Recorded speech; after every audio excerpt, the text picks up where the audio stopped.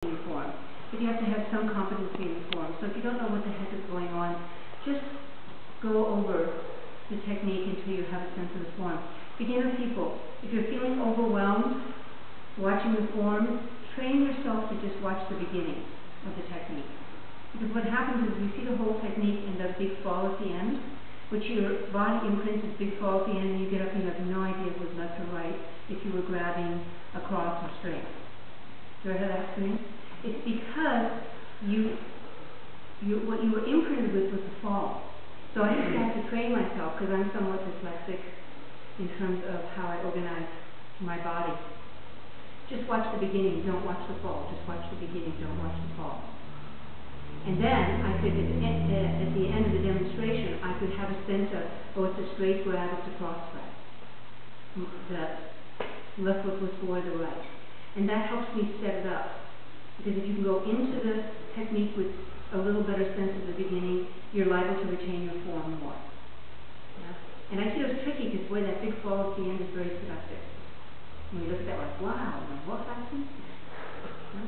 So that's just a pointer for the beginners. If you want to be able to pay more attention to the form, train yourself not to look at the fall. And just to remind yourself it was a straight grab. Yeah?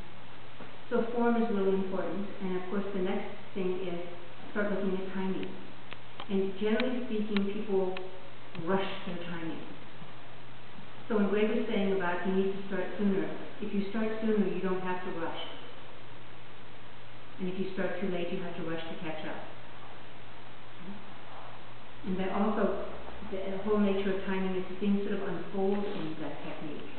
Remember with the Shihonage, you drop, wait till they come around, then do the Shihonage?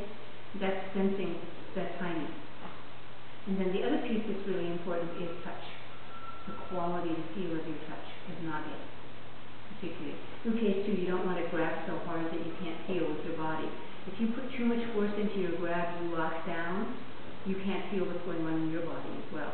You want to grab so you stay connected, but so you can move your body with the technique. Nage touch is very important, and I would just say, be aware of it. There's no right or wrong here, but be aware of it, because you can develop your touch if you understand that that's an issue. Yeah? And certain people you train are like, oh man, I love that touch, and it felt strong too. So then you think, okay, now how do I develop some of that myself? Does that make sense? So there's just 3 little principal areas you could look at: form, timing, touch. Okay, good. Let's uplift a little.